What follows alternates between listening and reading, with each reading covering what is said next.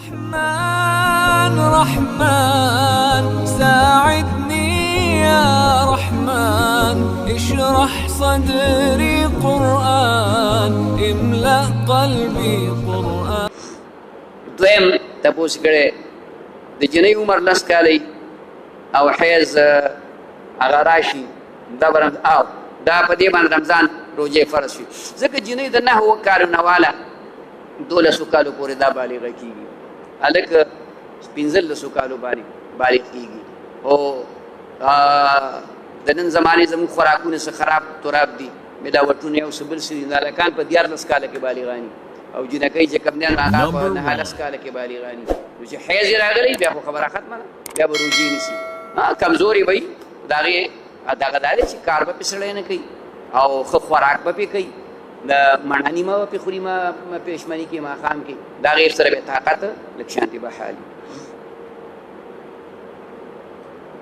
دابل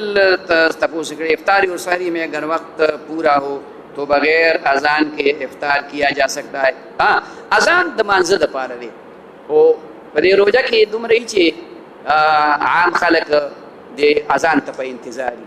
نو که اذان نه هم شوی وو او وخت پورا شو په نقشه کې دا نقشې زمونږ نقشه په نیټ باندې شته ځان ته ډاونلوډ کړئ د افطار او د سحري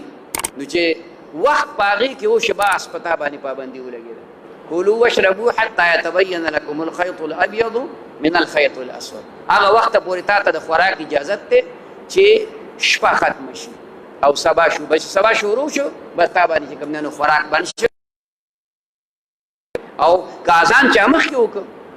زموږ دي طرفونو کې مزاورم یو اذان نیم دی طرف ناراضي نن خو لو سپیکر طرف نه راغی یو طرف نه یو اذان راځي هغه تقریبا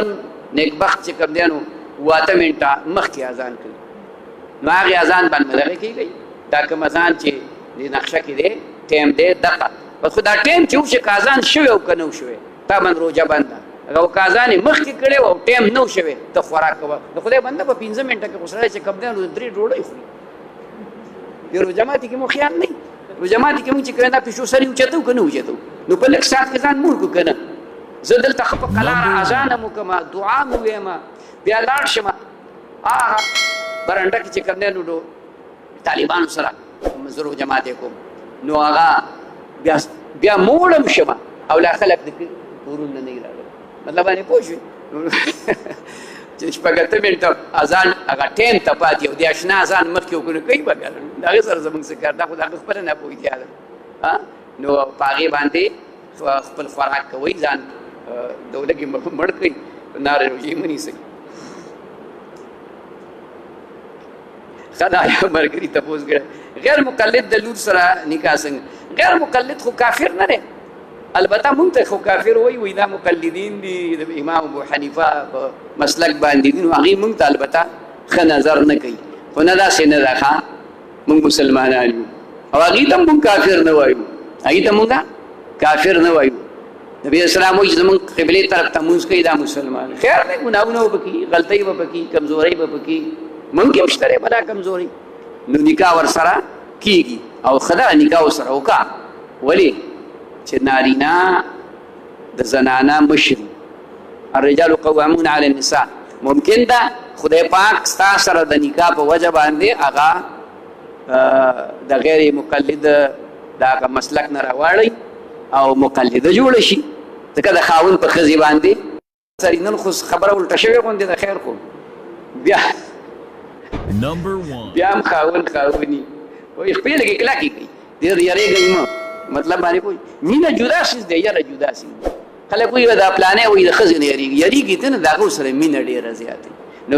د مینې په وجه به دین نه قربانه وي ښه د مینې خپل وختونه دي خپل کپڑے ولا راوړه خپل پیزار ولا راوړه خو خوراک ولا راوړه خزي په کالو خوشحالي کې چې واسط کیږي کالی ورله جوړ او دین به نه قربانه ښه